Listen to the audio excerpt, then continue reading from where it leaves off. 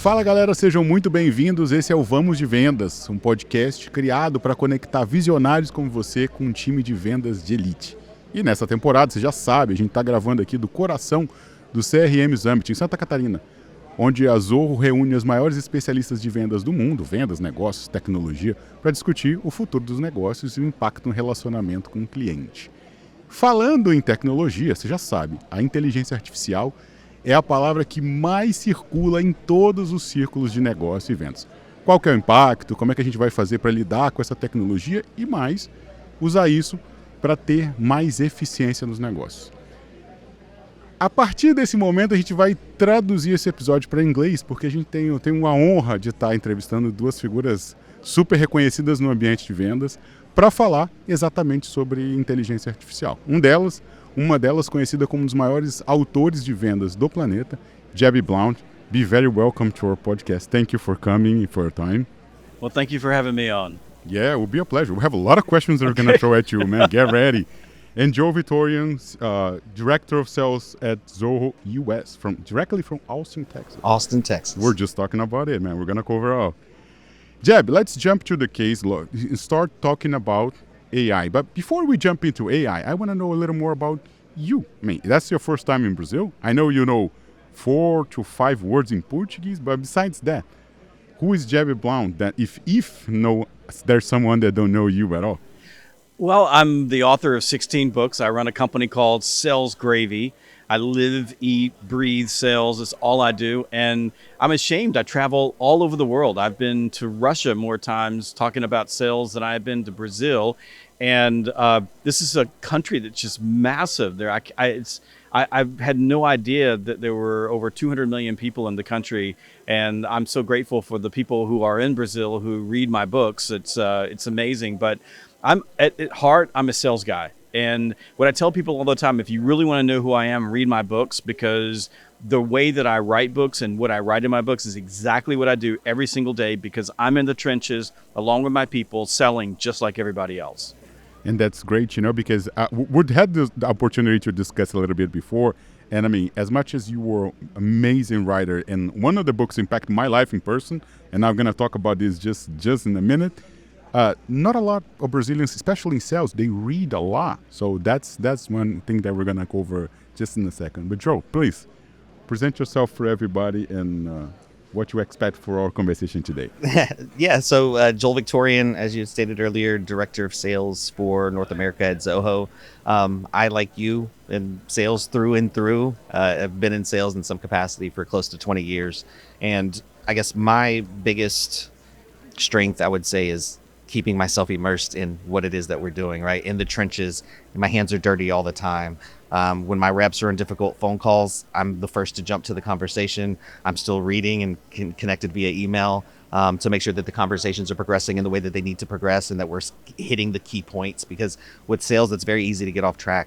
People get comfortable in some things that may have worked 1 or 2 times, but you always go back to basics. Basics will always take you home is what I tell them. So, but I am interested to know more about you in this particular series, right? Because salesmen are dime a dozen or so, they'd say, but I always tell people sales isn't for everyone. It's not for the weak. It needs very thick skin. You got to be very resilient and very self-driven because it will wear you down. So I'm curious to learn more about your journey and how that's helped in the books. Yeah, I think you're right. But I love what you said about the basics, because for me, it really is the basics and fundamentals. It's what we call a paradox of the obvious, right? So a lot of times salespeople are looking for something, a silver bullet, a easy button, and the answer is standing right in front of them, and they can't see it because they're looking for something else. And if you ever want to change your sales game, get back to the basics and fundamentals, because they work. And what I always tell people is that the basics and fundamentals are boring, but in sales, boring works, and it works very well. As long as you do with the consistency and you just keep in the game, right? Absolutely. Yeah, and you mentioned, and I typed on ChatGPT before, how many books you had. And the answer was wrong, by the way. Let's start with that. It was wrong, because he threw me 10 books. I said, wow, I just 8, and it was 10, and you just brought me 16. Yeah. And by the end of the year, it'll be 18. So we've got 2 books coming out this year. We've got a book called The LinkedIn Edge, which is a LinkedIn plus AI book that I'm writing with Bryn Tillman, and then Fanatical Prospecting Sequences, which is the sequel to Fanatical Prospecting, comes out this fall. And there's one that was your favorite, or that you believe there's more impact, or just...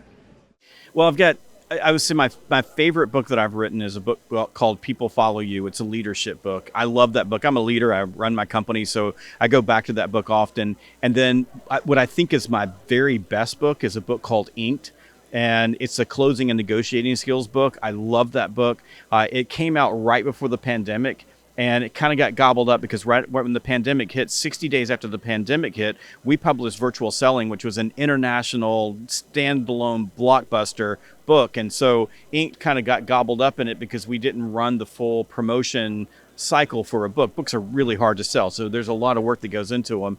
But it's a book that I hear CEOs talk about a lot, where I'll go to a stage and the CEO will introduce me and said, Ink changed my life, or it changed my perspective on closing. So those would be my favorites. Wow. And to me, it's funny because I have Ink. I bought, but being very honest, it's just like a regular salespeople. It's on my desk. I like to buy some books that make me feel interesting, and not every time I read. You need to read that book. No, it's great to have one on the back, right? Yes. On the video call. Oh man, you look so smart when you have something like this. But to me, just getting back to the subject, it was Sales IQ, which in Portuguese the name is completely different, but some of the ideas of the micro commitment and some of even the psychological things, man, it was just so impactful. And the way that I do, and even on my profession, man, I used to be on the corporate role. When I wrote that book, I said, man, some more people need to know about it. And I keep talking about it all over the place that I go. And that book's my opus. Like that's how I sell. That book is great. If you watch me in action selling, you'll see that book in action. The hard part about that book was I had to read about 800 research papers because there's a lot of psychology in that book, and had to translate it into something that people actually would read, because most of that stuff was so boring. It was mind-numbingly boring. That book was so hard to write just to get it set up so that a salesperson or a sales leader could read it and then translate it into my next sales call. This is what I'm going to do. And Inked, the book Inked, is directly plugged into Sales EQ. So we start building on that with strategy like MLP, which is motivation, leverage, and power. So how are you managing a sales process or a sales conversation to set yourself up to close the deal? And if you do close the deal and you have to negotiate, making sure that you are maximizing your pricing and your terms and conditions. No, maybe I'll read now. Maybe no, for sure. But the last one that is just coming out, I think, as far as I know, because we're really producing a lot, is about AI, yes. Right? And my first question about AI would be, how do you really see today, and I know it's evolving really fast, but how you see today the impact AI on our business and our sales side?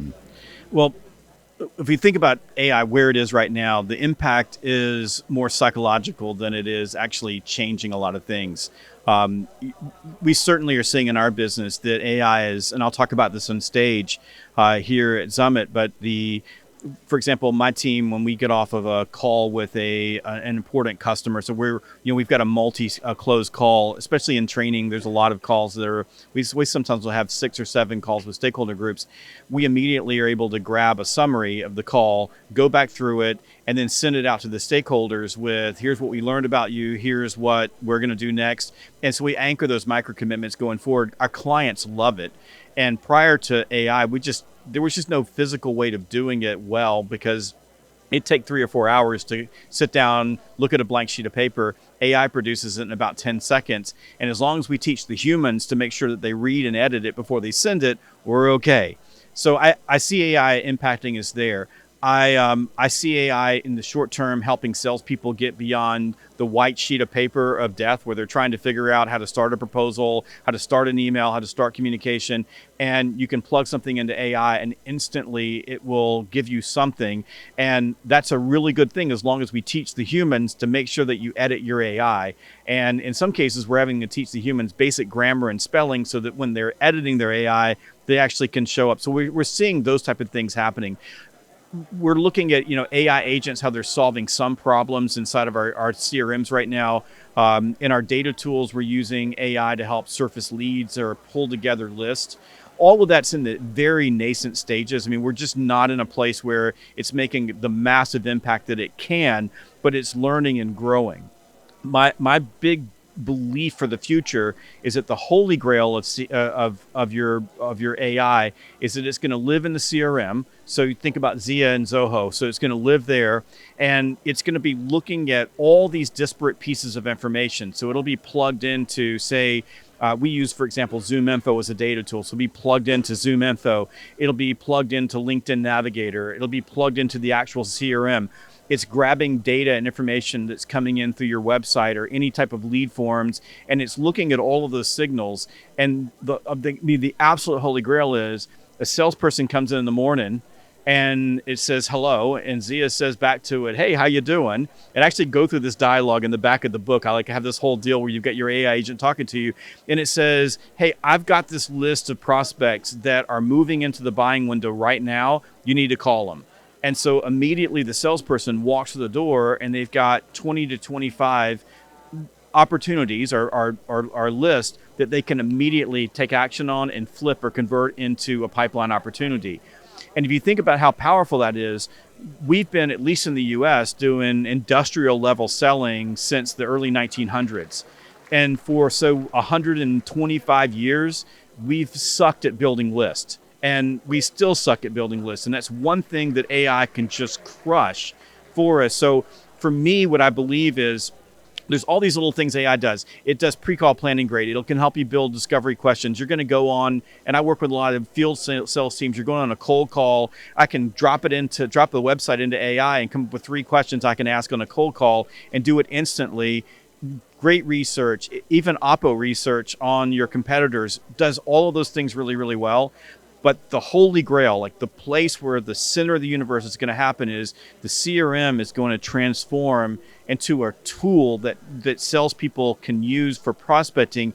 And then eventually it's going to be looking at pipeline opportunities and taking the same signals, all of those same pieces, and it's going to be giving you information about the risk of your deal or what you should be doing as a next step or things that you should be looking at, or even looking at intent data that's coming from your customer jumping or your prospect jumping on your competitor's website. So I think that's where it's really going to make an impact. We're just not there yet. The pieces are getting put together, but ultimately that's the place where it's going to have the most impact. Yeah, and what you said lately, I mean, the final is, I think, what is the most challenging for the sales leaders that listen to us now, because it's so many pieces and they're so spread apart, which is hard to know, man, I'm going to use this tool, but I don't know how to connect to the other tool. And, but I really like the other tool. I mean, there's thousands and thousands of tools always consuming from the same base, but they're all doing different things at different prices. And you get to a point that's hard to pick what you're going to do, right? Completely different from having a whole mind to help you out. That's, if you think about the early stages of the internet was like that. Every time there's been a new shift in technology, there's what we call in the US a wild, wild west. Like everybody is out there building their own little apps. You think how all of that works, and then eventually it begins to consolidate, which is one of the things that was hard about writing the book, is we couldn't put a lot of apps in there because we put them in there today and they'd all be gone tomorrow.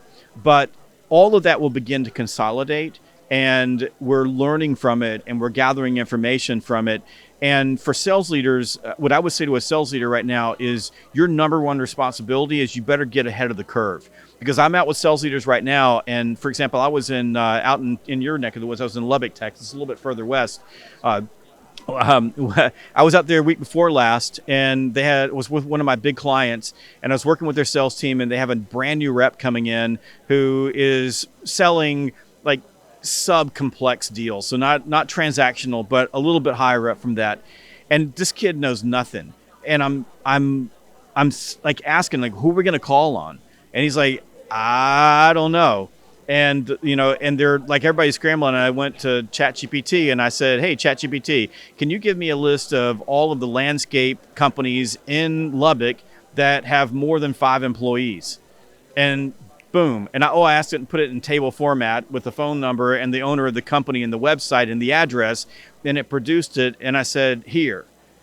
So what we have to get as leaders is we got to get it ahead of the curve so we know that stuff so we can teach our salespeople. And by the way, it is no different than the CRM, because I know that you probably experience this in your world, but my world, when I'm out as a consultant or a trainer working with the companies that I work with, it blows me away that most of the leaders have no freaking idea how to leverage their CRM. They don't know how to put stuff into the CRM. They don't know how to pull things out of the CRM. They don't know how to actualize the CRM. They have no idea. The only thing they know how to say is if it's not in the CRM, that didn't happen. But they don't know how to use it. So if you're a leader and you don't know how to use the CRM, you're sure going to have a hard time as AI tools begin coming online to use AI tools. So as leaders, you've got to become an expert. Like you got to know it better than your salespeople so that you can make those decisions. Like you can help your salespeople go, hey, this is noise over here. Because just because AI can do something doesn't mean that it should do something. And if you're spending more time with your AI than with people, you're probably doing AI wrong. But sales leaders need to lead that, because salespeople, I mean, they're like butterfly chasers. I mean, they'll spend 4 days working on some AI tool that didn't do anything for them and come and say, hey, boss, look, I found something new. If the sales leader doesn't recognize that this isn't going to help them sell more, then the sales leader is going to allow them to lose that time and get distracted by all of the bells and whistles and bright, shiny things out there. So I know it's a little harsh to say that, but for the sales leader, you better, by God, like right now, make a commitment to get ahead of this curve and know what's out there, learn, play with it, use it, throw it out there, and be very quick to move on to things that are not helping you. I got a question, if I may. Absolutely, right? Yeah. And I got a question to you, just in the sequence, man. Don't worry. Just don't. So some of the examples that you gave related to AI are more on the entry point, right? Like going out, cold calling, door knocking, creating lists and things of that nature. But once you get someone from that point to the next phase into the sales cycle, where these conversations are actual conversations, right? Do you see AI playing a role there? Massive. So think about I set an appointment with you. So I don't want to spend a lot of time, especially if I've got a big prospect base, doing a ton of research before every outbound touch. I'll waste a massive amount of time. So especially if I've got a big prospecting base, I'm not talking about you've got 70 enterprise customers in the entire world that you're calling on. Most salespeople are calling on a much bigger base. So I want targeted messaging that's going to work for most of those prospects.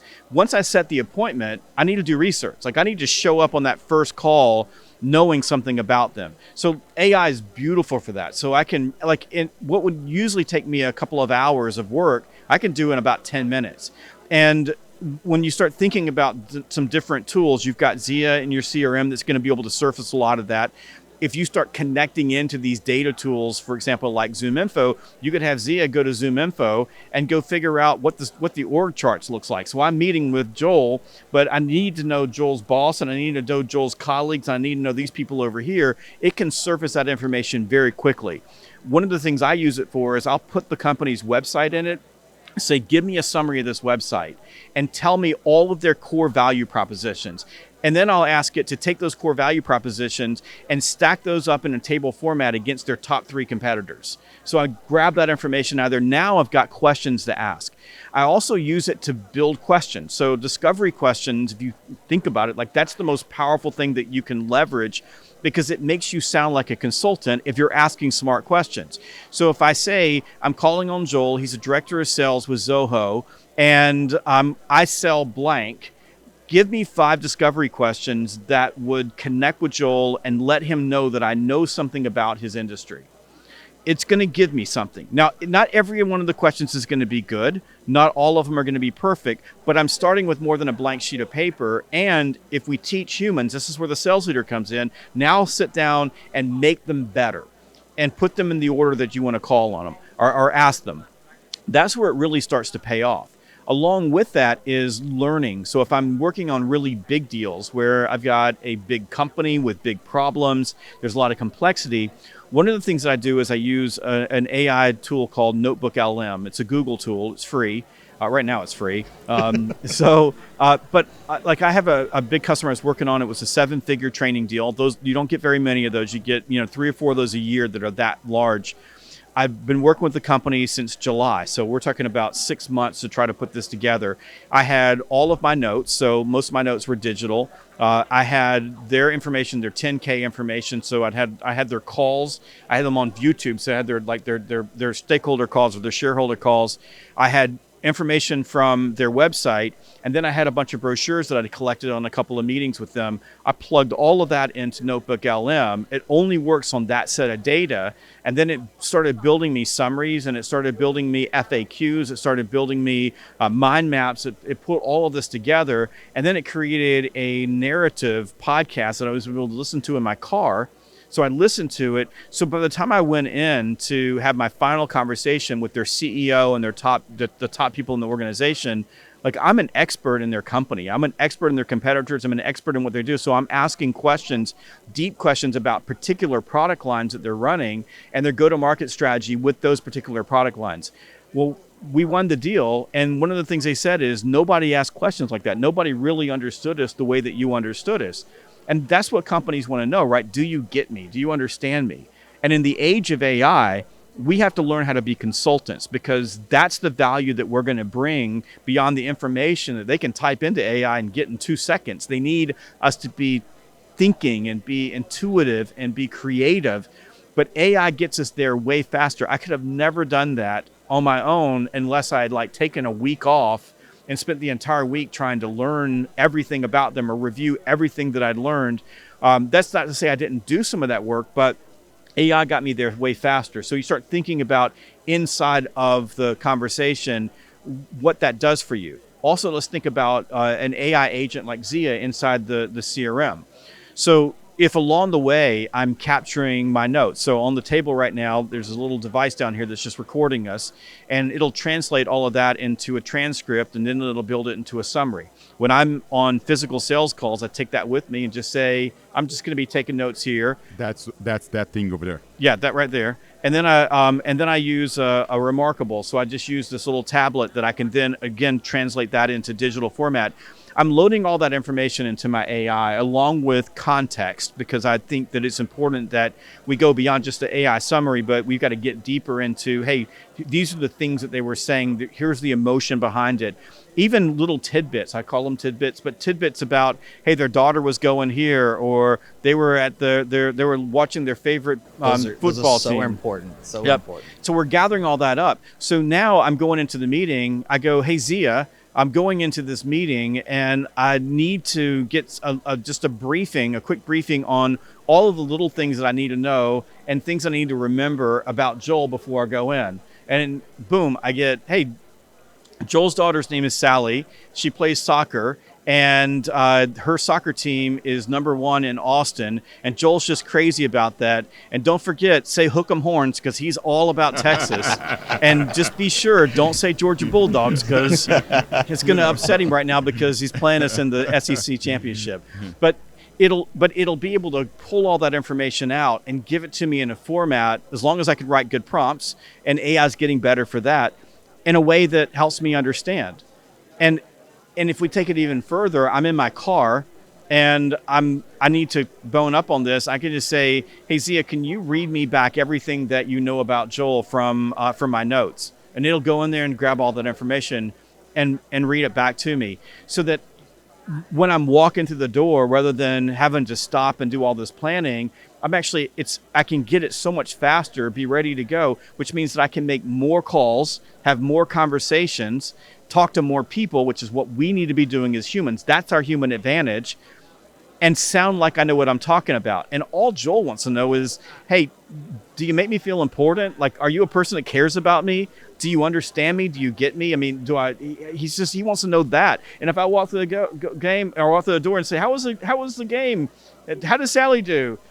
It doesn't make a difference. He just says, wow. It's power. Yes. Yeah, it definitely is going to get us faster to the place that we need to go in a certain point to create connections. But are you not afraid so people get so lazy because the information comes easy that I don't need to do anything? Then if I need, I just can talk to my personal assistant AI, and they can come everything to me, and they stop going after, because that's important, man. Yeah, people are going to get lazy, and people are going to make some major mistakes. So, tell you a quick story. I was in Africa last summer, and I was on the banks of the Zambezi River, and I'm sitting in a tent, and there's a tech CEO sitting next to me, and we're in the middle of nowhere. Like, you got to fly in this place, but Elon Musk has got Starlink, so we have internet. So he's on his phone, and he gets this note from his PR agency about an article that they are putting together for a puff piece in a magazine out in San Francisco. So he's reading it out loud and going, that's going to change, and that's going to change. And we were having some adult beverages, and I may have been about 2 in, because I looked at him and said, ChatGPT wrote that. And he went, there's no way that a robot wrote this. I said, I'm pretty sure that ChatGPT wrote that. And he goes, there's no effing way that ChatGPT wrote this. My PR firm wrote this. And I went, a robot wrote this. Ask him. So he sends him a text message and says, hey, did ChatGPT write this? And they wrote back and said, yes, we put it into ChatGPT and they wrote it. He was majorly pissed off. Like, he was angry, mad, and he fired them. And because they AI'd it in, they got lazy. And he's paying them, this is like hundreds of thousands of dollars to this PR firm, and they're using ChatGPT for this. He feels manipulated. He feels let down. So if you're a salesperson and you think for a moment that you can just let AI do your job, trust me on this, AI will be doing your job, and you're going to be slinging coffee someplace. You're not going to be doing it. You have to use your human advantage. You cannot AI it in, because I will tell you this, and this is important, and I know you know this is true. Buyers care that you care about them. They want to know that you're willing to work for their business. And all of us have this insatiable need. It is unfillable need to feel like we matter, that we are appreciated. And the worst thing that you can do someone is tell them, you don't even matter that much. My robot handled that. I'm going next.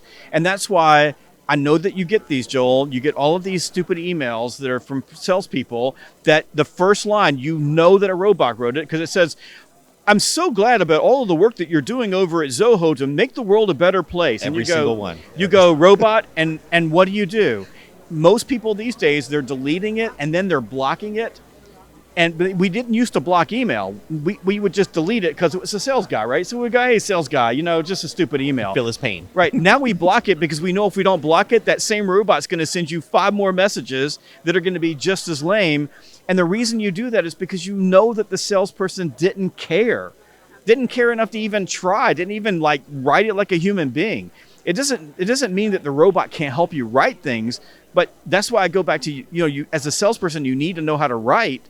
But you gotta, there has to be some level of authenticity in it, or it won't work. And that's what's going to happen when people get lazy. I think that was the big scare, though, and I'm glad I didn't ask my question because you dove right in.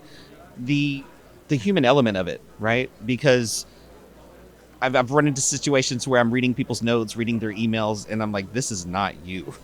I know you. This is not you. But it doesn't give me the tidbits, that context. Right. Sally, what's your hobbies and how was the weekend? I went away to Aspen or whatever. Yeah. Those are the things that give us the ability to connect. Yes. And if you're just feeding information into an AI bot, right, that you lose that.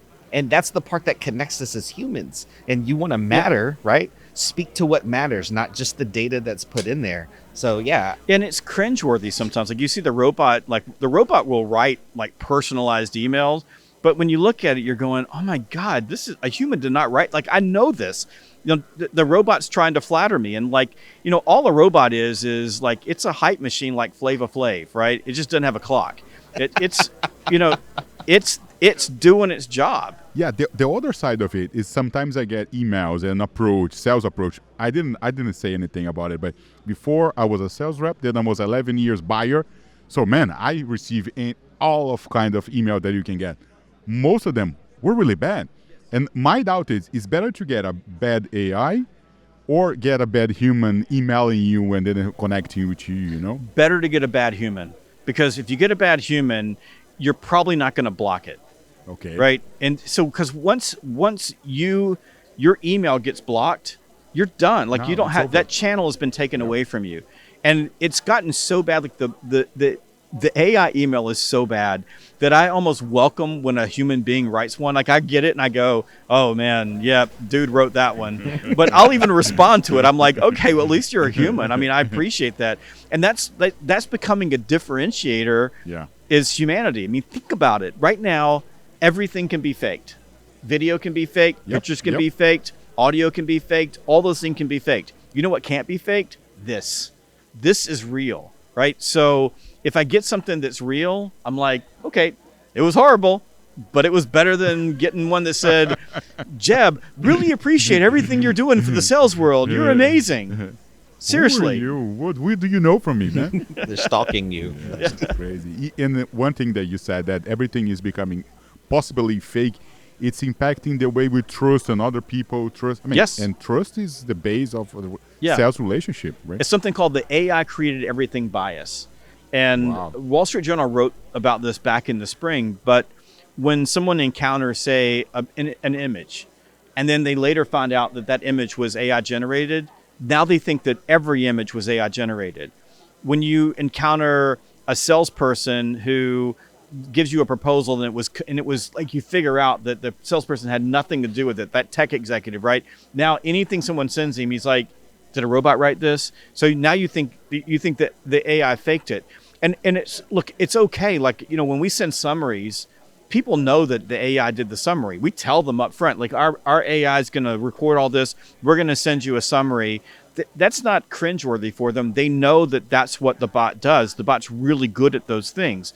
But if, like, my rep was on a Zoom call, and there's some AI right now that will put you on a Zoom call and people can ask you questions, you'll answer and it'll look like you. But if they were on a Zoom call doing that, and then the person figured out that they weren't talking to a real person, Over. that you're forever, like, they will never trust you again. And I think that's what we have to recognize is there's hype. AI is going to take every job. And then there's reality. And in reality, sales professionals are more important than ever before, because we have the ability to do this, to conduct conversations, but we have to be amazing at relationships. And we have to be good consultants. Like, we have to have good business acumen. We have to be able to truly understand customers' businesses. We need to be able to make great recommendations, because if we can't do those things as a consultant, if we can't add to it, then why do people need us? And that was true before AI. It's just now it's going to be exposed in a way that I think in the next few years, it's going to be shocking for a lot of people, that we have to get better at how we sell, like how we go through the practice. And, I can, see your body language, Joel, as we're talking, but this is a true sales professional. Like, you came from a world where you had to win through, especially in the CRM world, right? You think of the CRM world, like, it's like I came out of industrial uniforms. Like, there's no differentiation. Like, we can talk about differentiation, but in the customer's mind, there was none. So how do we have to differentiate? We had to differentiate here. I wrote a book called People by You because of that. We had to differentiate by getting to know them and doing good discovery and showing up and helping them solve problems, even if the problem didn't have anything to do with my product. We had to have good business acumen. We had to win on how we sold, not what we sold. And in a global economy where there's becoming parity across the board on many, many products and services and software, that's really coming into play. And what AI should do is take someone like Joel, who is a master at the craft of selling, and help him spend way more time doing that work than doing other work. And if we do that, Katie, bar the door. That's crazy. That's a Texas thing right there. Yeah, Hook man. 'em. I don't know if the AI will catch that and translate to Portuguese. Probably not. We're gonna miss that. She's gonna translate with something crazy thing. But Jeb, Joe, when Jebby start talking with us, he kind of painted a different role when the CRM is gonna be able to kind of conduce. I mean, how far are we to really see something like that? I mean, Not to far at all, produce, in my but, opinion. Zia, as it sits in Zoho CRM, can tell you when the best time to email someone. It can tell you the best response time in terms of like social media posts through Zoho Social. So there's a billion different ways that AI is already influencing what we're doing in the CRM now. But to Jeb's point previous, it's still the human aspect and the human element of what we're doing behind the scenes that's going to help AI just become that much more efficient, that much more, we'll stay with efficient, lost it there. But that's the most important thing. And even in my role with leadership, it's very easy to get away from the day-to-day, the grind and the getting your hands dirty. But for those that care, for leaders that care, I agree wholeheartedly. You have to be in the thick of it. You have to be ahead of it. But it is also not an excuse for you to be lazy, because AI can do so many things, but it can't make a bad email good. It can't do that. It can't teach you the contextual things that we as humans maybe don't exercise as much as we should, because as I was speaking to earlier, that genuine curiosity about somebody's business, putting yourself in their shoes, making their problem your problem, AI is not going to pick up on that. It can help you, right? Once you've identified it and you've put it in the format that it needs to feed into whatever AI tool you're using, but it's not going to pick up those tidbits and things like that make that connection that much stronger. Because with the consultancy part, that trust factor, that's ultimately what people are after, because everybody's out to make a quick buck. You don't know if you can believe what's on the news, on X, How like crazy is that, images and all these other things, right? So like people are looking and they're grasping towards things that they feel in their soul that they can trust and rely on. And salesperson is a salesperson is a salesperson. What sets you apart from the other salespeople? And that's the thing that you have to identify, and that's what you have to hone in on. And I think AI can be a perfect complement to that. But I still stand by it is not an excuse to be lazy. Yeah, that's really important. And writing for the book and preparing and using the research and everything, have you seen something that really caught your attention on the use of AI? Say, wow, this is big. I've seen a lot that really caught my attention. I mean, I've seen some amazing things, but I'll tell you the thing that really caught my attention more than anything is I spent about 9 months on this book, and I could have written it a lot faster, but it was changing so fast. I would write something and then wake up the next day and the names of everything had changed. Or, it was what we wrote about yesterday didn't exist today. It was that fast, and it began to plateau. And there's some studies around this that are coming out of some of the universities that where AI is going to plateau here pretty quickly. And then we're going to see sort of a down movement in terms of innovation. And then there's going to be another spike. And I can feel that and see that there's things happening, but we're not getting like the rapid innovation that we were getting at the very beginning. And to some extent, AI is beginning to eat itself at the large language model. So we're moving into these more narrow language models. And I do think on the CRM side, in terms of building lists, one of the things that's going to be a struggle is that every company is going to be a little bit different. So we're going to need to train the AI, especially around building lists, around every company's sales process, every company's ideal customer profile, that type of thing. But the thing that surprised me the most is how behind most salespeople are. And the aha moment for me was back in September, we did this webinar, and I don't know, we had about 8,000 people sign up for it, and it was AI related, and it was a Q&A, so it was a Ask Me Anything. And Anthony Anarino, who's my co-author on this book, was there, and I was there, and we're getting these questions in, and we could have been there for 4 hours, like all these questions. The questions were remedial, like they were just like the questions that I'd answered like a long time ago, like what is Chat GPT, like questions like that, remedial. I was stunned. I thought everybody was further ahead than they are in terms of adoption rate and understanding things. And I think in our bubble where we're all thinking about AI, talking about AI, we're forgetting that there is a massive population, like 99% of the population, that is not clued in and not using it. That was the most surprising thing. And I'm surprised every day. Like I'm sitting there talking to somebody and go, well, let's just put it in Chat GPT and see what it does. And they're like, what? I don't even have that on my phone. And I think that's where I had to slow down just a little bit and think maybe we're getting a little bit too far ahead of the people that we need to bring along behind us. But I'm back to leaders. Most of that's being driven in sales teams by leaders who are clueless. Leaders aren't doing the research. Leaders aren't diving in. Leaders may be afraid of the technology. they're not trying it out. Every time I hear about some AI thing, somebody said something to me on the last podcast, and I'm sitting over there on my phone figuring this thing out. I called my people at the office and said, by the time I get back, I want you to tell me whether or not this is worth our time and effort. And I think that leaders have got to begin driving the process and bringing people along. But I also think that companies like Zoho and Zia are going to solve a lot of these problems because to some extent Zia is consolidating all of these disparate tools that we've been talking about, and it's doing the work that I've been doing by myself, trying to put these things together. But the other most surprising thing is, and I'll tell you this: I was driving I was in Odessa, Texas. I don't spend a lot of time in Texas. Yep. So I was in Odessa, Texas, and I had to drive to San Antonio, and this was back at the end of September. End of September. So I'm driving back from San Antonio, and I've got 5 hours.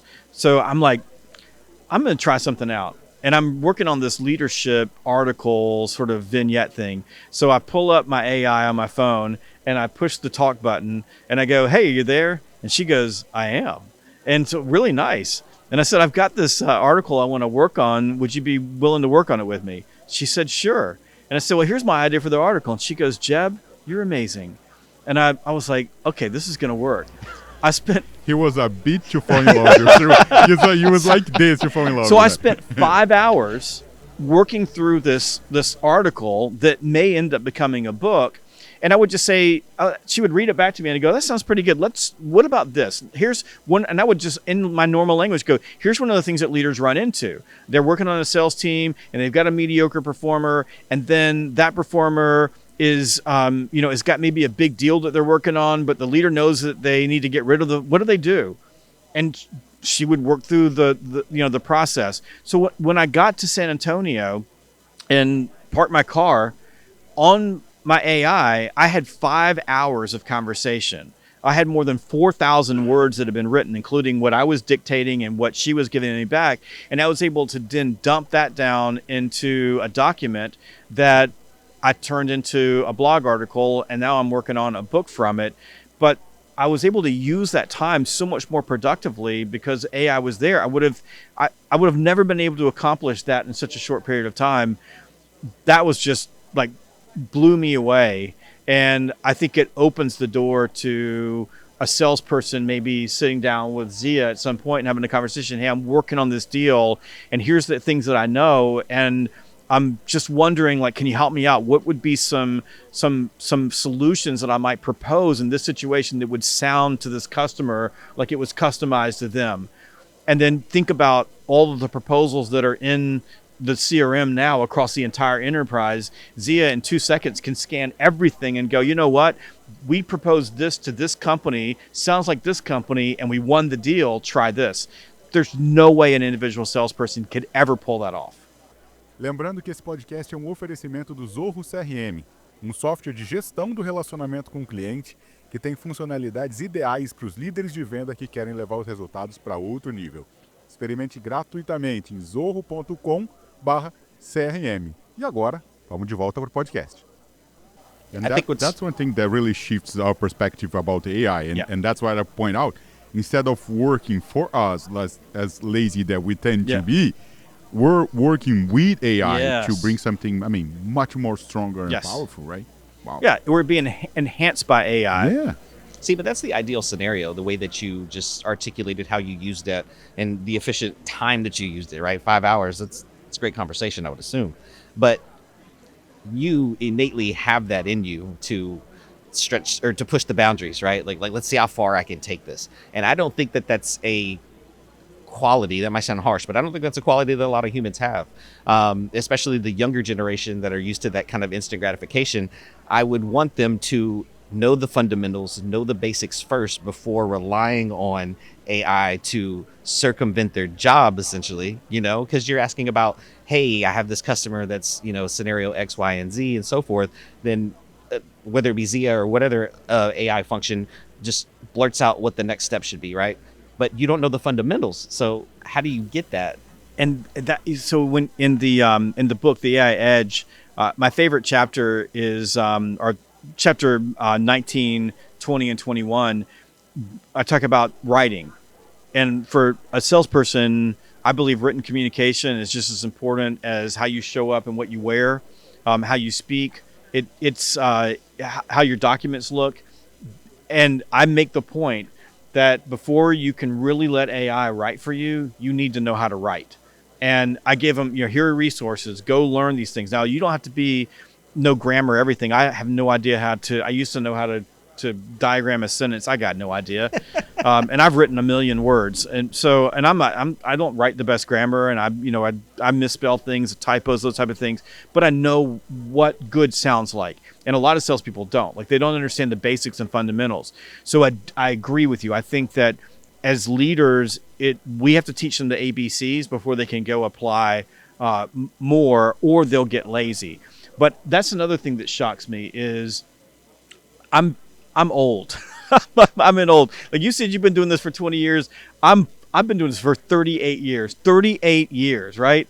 And I'm still curious. And I'm like, if something happens, I'll go in and I'll break it down and I'll deconstruct it and I'll figure it out and I'll play with it and I'll push all the limits in it.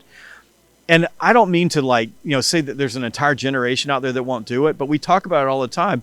We have this cadre of Gen Zs, and I hope my people aren't listening to me because I'm hiring as many of them as I can because I love their curiosity and I like the way that they think. But we'll give them technology, and if it doesn't work, like if you push the button and it just doesn't do it, they abandon it and move on to something else. Absolutely. And they don't tinker with it. And I don't know the solution of that. Like, I haven't figured it out because my brain can't deal with don't tinker. Like, they'll just bounce off of it and move on to the next thing. It's the instant gratification thing, like button results. But I'm old ish. So still having that genuine curiosity, for me, that goes a long way. Like when I first started my Zoho journey, shout out to Ricky, my old manager. I mean, my training with him was 1 hour a day for 4 days. And the rest of it was like, go fish. But I had my personal laptop where I had a trial. And anytime I would receive a ticket, I would try to recreate that problem in my own trial so that I can understand it and then articulate it back to them. Okay, here's how we got here. Here's how we get to the finish line. And if it's something that I couldn't reconstruct on my own, then we'll do it together, But it's just that genuine curiosity, that no fear of getting my hands dirty and just getting into the weeds that I think we lose in some capacity. And I'll be honest, I'm not the biggest AI fan, right? But that's my own doing. I'll get there, I promise, Jeb. But I think so much gets glossed over with tools such as AI that we lose sight of how we got here in the first place, right? So I know a lot of people probably will start relying on AI to just do their entire job. Everything, even though they occupy the seat, they're not the ones actually doing the work. And that's the thing that scares me about AI. But to your point and the way you use it, there's other ways to get around. I'm with you. I'm not a huge AI fan. I wrote a book called The AI Edge because it's here.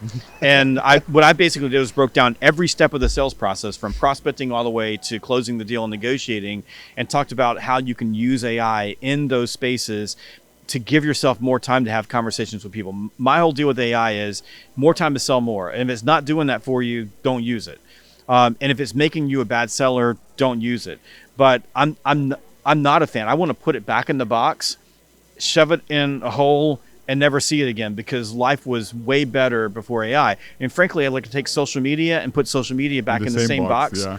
I'm happy to do that too. Yeah. But those things are loose. So I think as a leader, if you're listening to Joel, what I would say is it's good to have a healthy skepticism.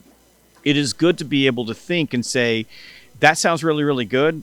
But is that going to get us from here to here? Which means, are we selling more for it? Are we getting more time with our customers? Because if you're not having more time to have conversation with your customers, what's the point?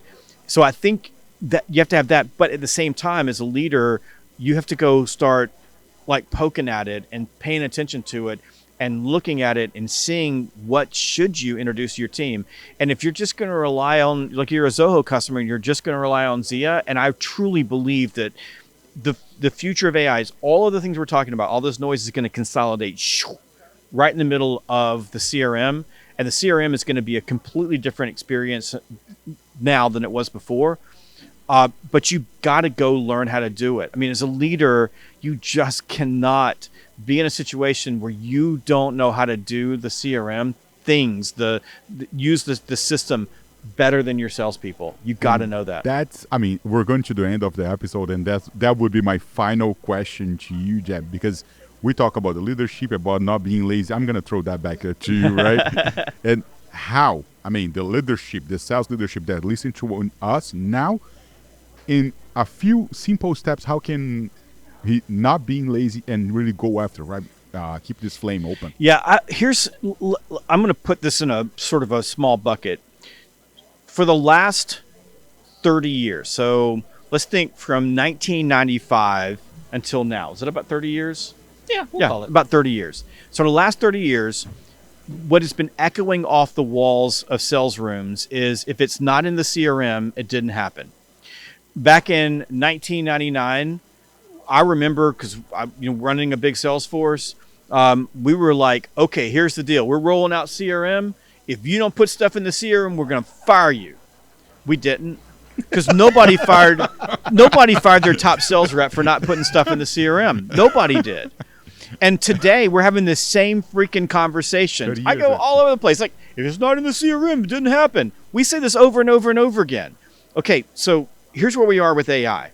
So you've got Zia in Zoho. Now you think about this. You're a large organization, and you're an organization that has, say, 100 salespeople, and they're spread out across the entire U.S. or Brazil or Latin America. All those salespeople are gathering bits and pieces of information that they're putting into the CRM. And we need to look at it like a big jigsaw puzzle that's giving us information and signals. If you don't put it in before AI and things don't, you don't take care of your CRM, the only person you're typically hurting is the guy that's coming in behind you. Like the next rep, you sort of mess them up because they're like, man, everything in the CRM's terrible.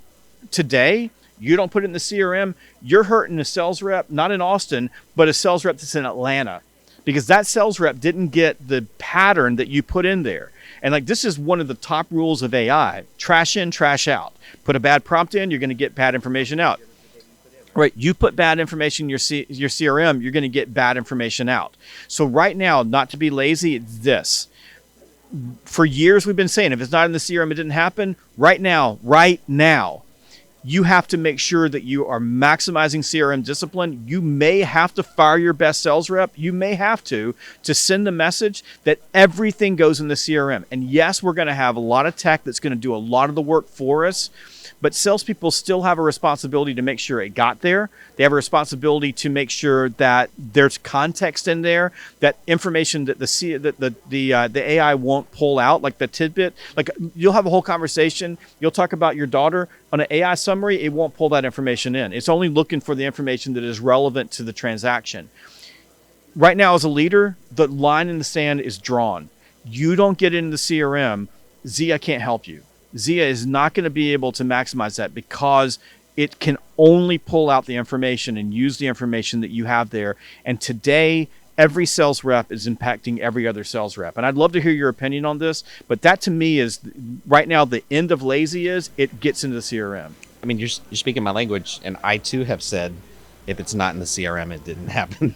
But I also say notes aren't just for you; they're for the person behind you. So sure, I can have beside you. Yeah, and sure, I can have this understanding of the way that the conversations are flowing and stuff. But if I'm not painting a picture with my notes for my engineer to do a demonstration for, one of my colleagues because I'm out sick or I got to catch Sally's soccer game, like that's the beauty of CRM. That's its intended use. And with the addition of AI, again, it's only as good as the data that you're feeding into it. So I didn't even think about it in the respect that you said it, where Austin sales is affecting sales maybe here in Brazil or in Atlanta or wherever, right? Because we're feeding this monster and helping it grow its brain so it can be better utilized for everyone that has access to it.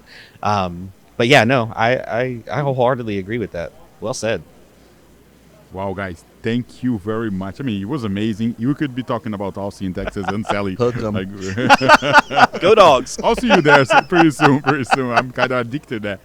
But Joel, if someone wants to follow you, understand more about your job, and connect with you, how they can find you? Yeah, easy to find. You can find me on Instagram, although that's more personal, at Joel Victorian. LinkedIn is the same as well, just Joel Victorian. It's a pretty unique name. At least my mom told me that, so I try to use it as much as possible. Jeb, please. Yeah, you can find me on LinkedIn. Just type my name in, find me on LinkedIn. But I'm at Sales Gravy everywhere else. So on TikTok, at Sales Gravy, on Instagram, at Sales Gravy, on Facebook, at Sales Gravy, on Twitter, at Sales Gravy, on YouTube, at Sales Gravy. And make sure that you go and listen to the Sales Gravy podcast. And that's the guy who said that would throw social media in the box. Remember that? Yeah, I got you, Jeb. He sure did. Come on. He No. sure